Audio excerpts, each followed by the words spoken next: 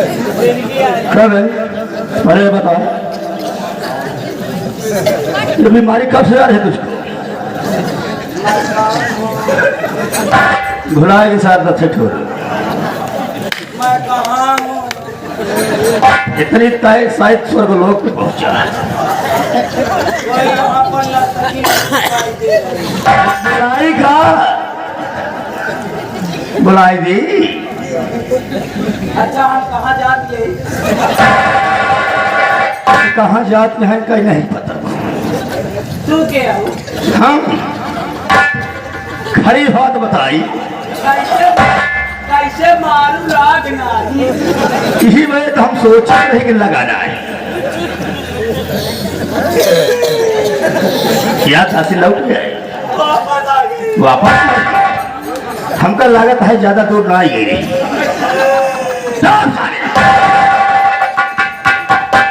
अब आपको नहीं बोला। किसको बोला? अब अपने छोटे वाले लमड़े को बोला। घर की बात है। घर की बात। साला मेरी तरफ इशारा कर रहा है और मुझको बेवकूफ समझ रहा है। मुझको बेवकूफ समझ रहा है। कह रहा है ओ बेटा, कल्दी नाली के कीड़े शमशान घाट के मुर्दे साली, पहले ये बताओ मैं तेरा मालिक हूँ क्या तेरा नौकर हूँ? आप मेरे मालिक है, मैं आपका नौकर हूँ। हम आपको थोड़ी बोले, हम अपने छोटे वाले लौंडे को कह रहे थे। अच्छा अच्छा तो कह रहा था। मैं तो सोचा साला इशारा मेरी तरफ कर रहा है, मुझको कह रहा है। नहीं भाई, एक गाज का देश का भवन।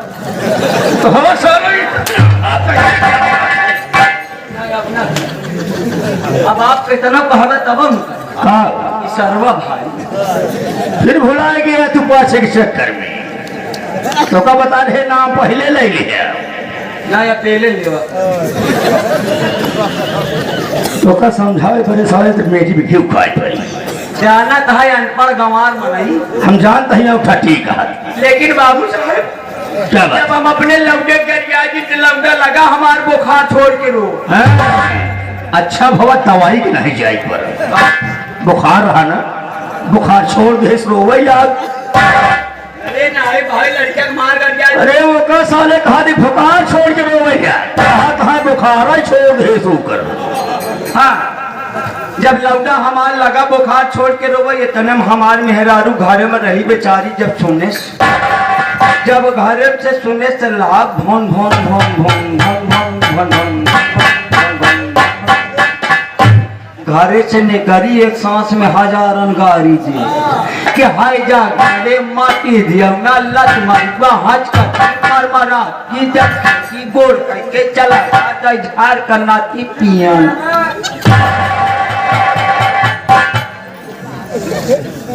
कल मेहरारू नहीं हबड़ा गाड़ी हुई, स्टेशन छोड़ दे तो स्टेशन खड़ी हुई।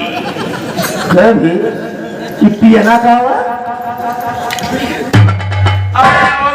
अगर एक औरत ज्यादा हो चमकीरत बारात घरे पहुंची चमार मेरा रुपया से हमको पियना का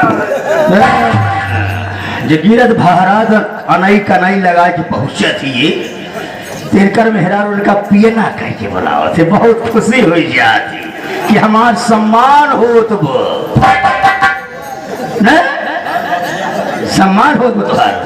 लेकिन एक बात बाबा है हमार मेहरारू लक्ष्मी है। लक्ष्मी वो कौन माने में? अगर गांव देश में लड़ाई झगड़ा हो लगे, अगर गांव देश में लड़ाई झगड़ा हो लगे तो गाड़ी गरौज का नंबर आवत तो सबसे पहला नंबर हमारे मेहरारू का आवत।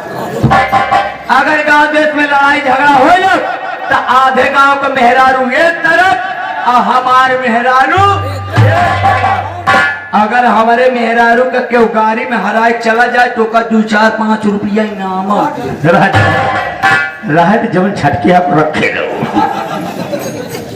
थोड़ी खर्चा काम आएंगे ना। उसे जब इनाम आई देती मैं तो क्या करूँ सवेरे खर्चा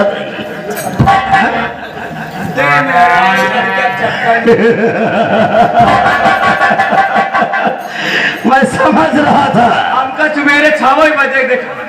हाँ तो बस समय दिखाओ ही मेहरारू लड़के चक्कर में हम लेट हुई। हम लेट नाम तो कब है उबाला कही गया आम लेट हो गए, लेट हो गया बे। लेट हो गए लेकिन आ गए। हैं गलतियां जा गए। देर लाग हो या वही मैंने हाँ देर लगा है आवम लेकिन एक दांत तो हो जाए दे। कहो गलतियां फिर मारा वो वही तो का बोलना नहीं भी साथी बड़ा कर वहीं बैठ जाओ। हाँ बैठे। हमारे मोड़ पे बैठ जाओ।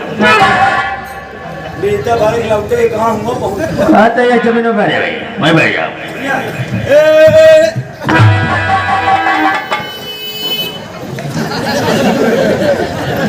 लिखा साला तेरा किसी को बनो दू। अबे तो का साम बैठे कहे तो बैठ गया हाथ कहो नाला में कहा बे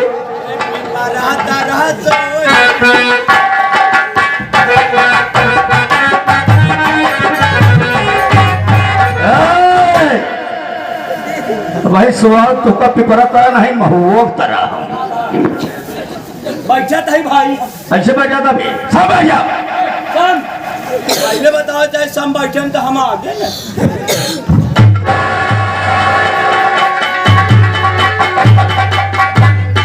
रेगिस्तान का हवाई जहाज हो गया।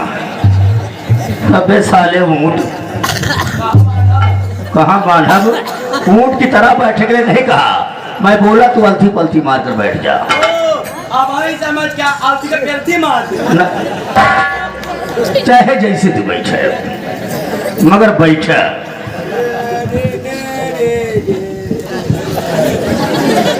वाह भाई वाह ना गद्दी पे बैठा है ये। अब बीच में बोलना नहीं। पूछे बाबू साहब क्या बात है?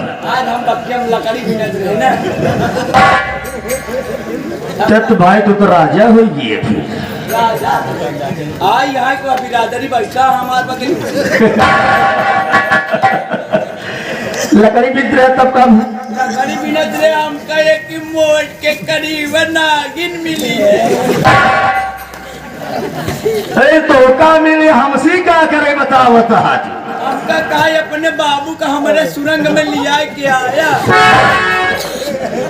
वहाँ हम क्या करब ओकर पूछ पकड़। हम तू चला जाए खोते के बाद ओका मरी लेवा।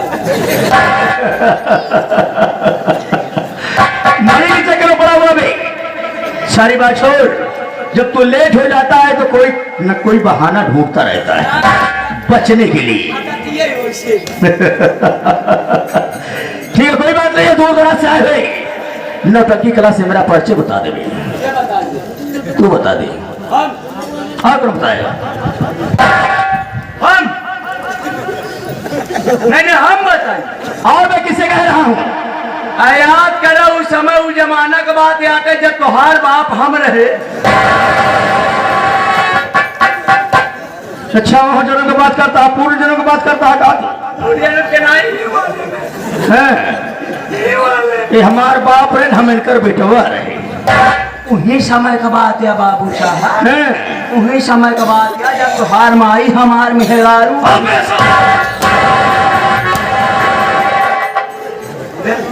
अब करते मतलब समझ लेता हूँ लेकिन पंचा वैसे कुछ भी हो हमारे बाबू साहब की माई का आदत बहुत बढ़िया थी और सीधे स्वभाव के नहीं बेचारा हूँ।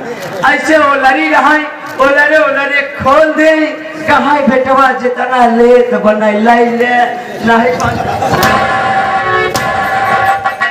कोई बात कहने से पहले उसका नाम ले लिया कर। बड़ा काट डालूंगा सोच लेना। हमारे बाप रहे हमार माई तुहार मेहरारू रही। ये कौन सार कहा था? कौन सार कहा था?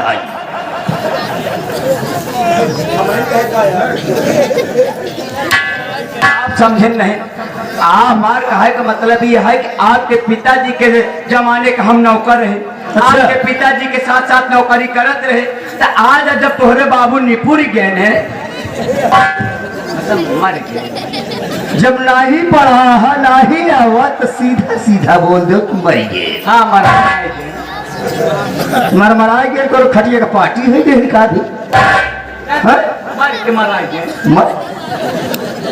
मरे के बाद मरा जाती सरत बच जाए पर भाई आप मर जाने का सारा इसे जरा सा इसको अभी पकड़ाओ तो सारा पूरा बाह ही पकड़ लेता है। हम तो सोचे थे हमका पोल पकड़ावा हम बाहर से चुन्नी अच्छा लेकिन सोचे थे गिरफ्त ऐसे छिपकली नहीं पे छूटे आज क्या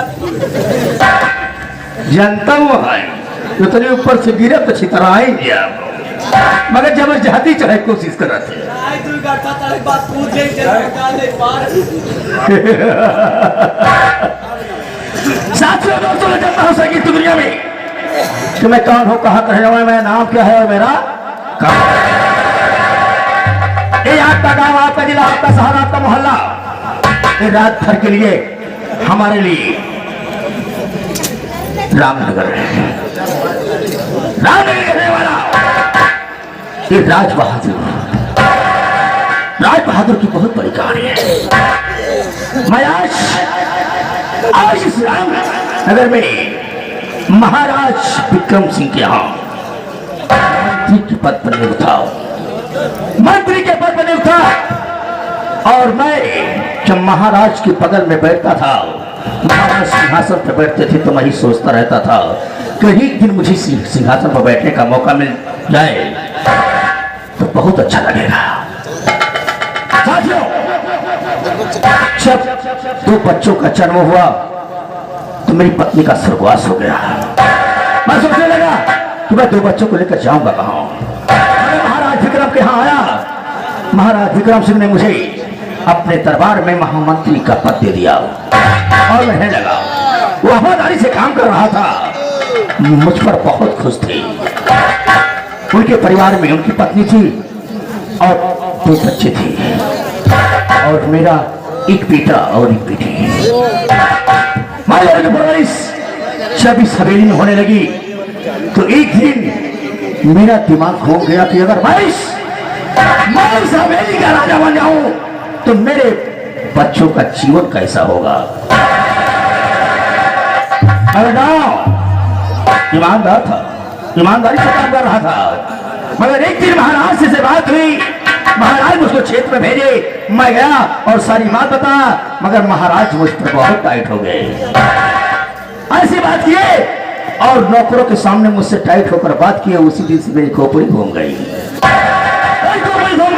कि महाराज अगर तुम्हारी इस हवेली को तुम्हारे राज को अगर राज बहादुर अपना ना लिया तो कुछ न किया। कोई की बात नहीं। प्रयागराज गंगा स्नान करने के लिए अपने दोनों बच्चों को लेकर गई और महाराज हवेली में अकेले सो रहे थे। नौकरानी विद्यावती वो काम कर रही थी और कुछ लोग आए बोले कि महाराज से मुझे काम है, महाराज से मुलाकात करा दो। मैं बोला तुम दरबार में बैठो, मैं महाराज को जाकर बुला कर लाता हूँ और मुलाकात करवाता हूँ। साथियों जब मैं के कक्ष में गया देखा तो महाराज बड़े चैन के लिए सो रहे थे। मौका बड़ा सुहाना था, मौका बड़ा सुहाना था। महाराज गहरी निद्रा में सो रहे थे और जब गहरी निद्रा में सो रहे थे मैं 1-2 बार उनको बुलाया। 2 बार बुलाया कि महाराज आपसे कोई मिलने आया है। महाराज नहीं बोले।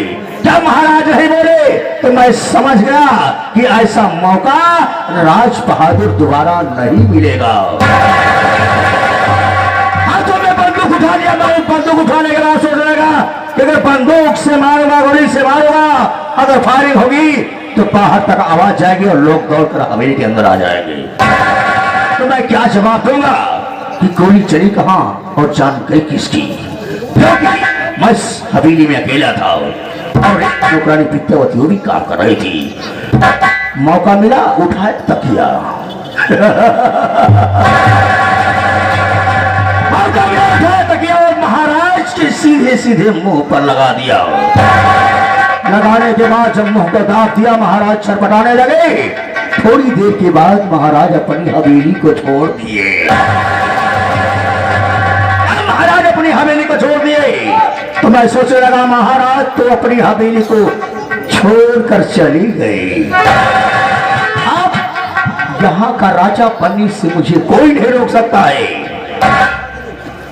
मैं सोचने लगा कि अगर इस घड़ी महारानी प्रयागराज गंगा स्नान करने के लिए गई है। अगर वापस आएगी और पूछेगी कि राज बहादुर राजा कैसे मर गए, मैं क्या जवाब दूंगा? महाराज का घोड़ा सामने हवेली के बना था और घोड़े पर सवार हुआ, पहुंच गया प्रयागराज गंगा घाट। देखा तो महारानी गंगा में डुबकी लगा रही थी। घोड़े पर से उतरा और मैं आगे पढ़ना शुरू कर दिया। महारानी डुबकी लगा रही थी और बाल पकड़कर महारानी का उसी कंधे में 2 बार बो दिया। महारानी का भी मामला समाप्त हो गया। 2 बच्चे, दोनों छोटे छोटे थे। वो जो अपनी माँ को मरते हुए देखे तो भागना शुरू कर दिए। मैं सोचा अगर ये दोनों बच जाएंगे तो एक ना एक दिन मेरा कांटा, रास्ते का कांटा बनेंगे। मैं पीछे गया मगर उसी वक्त तूफान आ गया और तूफान में ना जाने कहां दोनों भटक गए। भटकने के बाद जब मैं हवेली पर आया तो मैं बताने लगा कि आज महाराज की मृत्यु हो गई, वहां तूफान आया, वहां महारानी खत्म हो गई। मैं क्या करूं? ये तो कैसा पड़ने आ गया है। महाराज के मर जाने के बाद इस सिंहासन का राजा मैं हो गया। आज मैं यहाँ का राज करता हूँ और हुकूमत मैं चलाता हूँ। और कैसी हुकूमत चलाता हूँ? अगर जो कोई भगवान की पूजा करता है और मेरा नाम नहीं लेता है उसको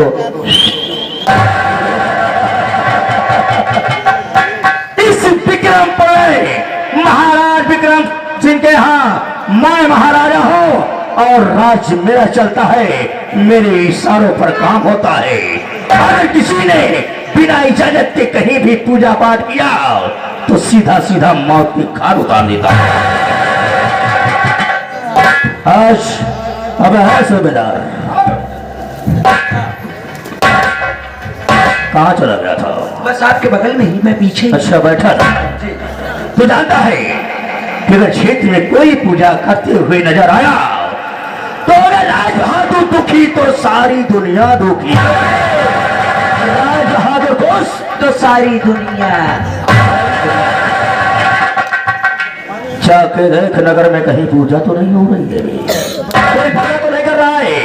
अगर किसी ने पूजा करने की कोशिश की, हमारी पूजा ना की तो कसम प्रयागराज की बिना कफन के दफन कर दूंगा।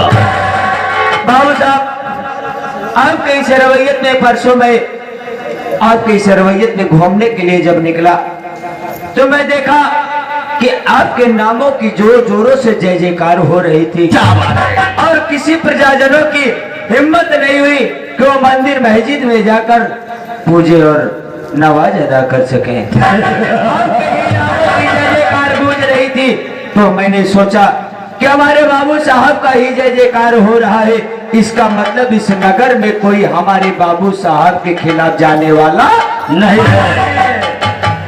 अपने इस रवैयत में बहुत ही खुशहाली के साथ आपका जय जयकार होता है और कोई पूजा करने का कोई पूजा नहीं कर रहा है। बिल्कुल नहीं। उठाओ बंदूक और मेरे साथ चलो। आज मैं पहले अपने कष्ट में आराम करूंगा, उसके बाद निकालो घोड़ा। चलते हैं क्षेत्र में, देखते हैं अगर मेरी जय जयकार रहेगी तो कसम प्रयागराज की बिना कफन के दफन कर दूंगा।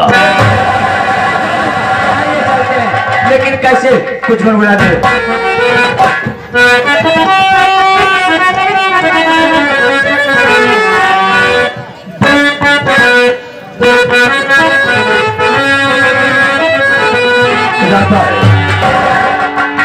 अगर मेरा दिल जलता है तो मैं इसकी झोपड़ी उसका माथे जला देता हूँ। कहा गया है कि अरे बस्तियां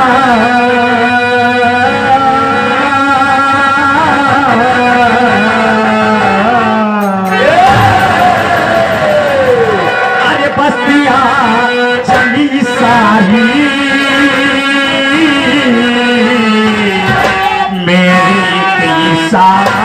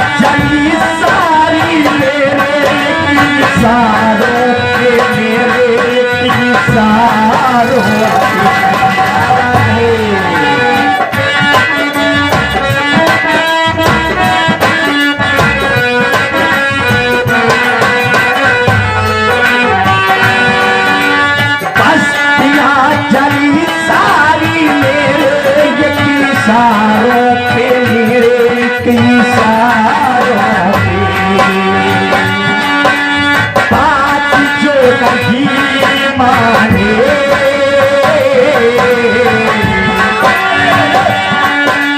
बात जो नहीं माने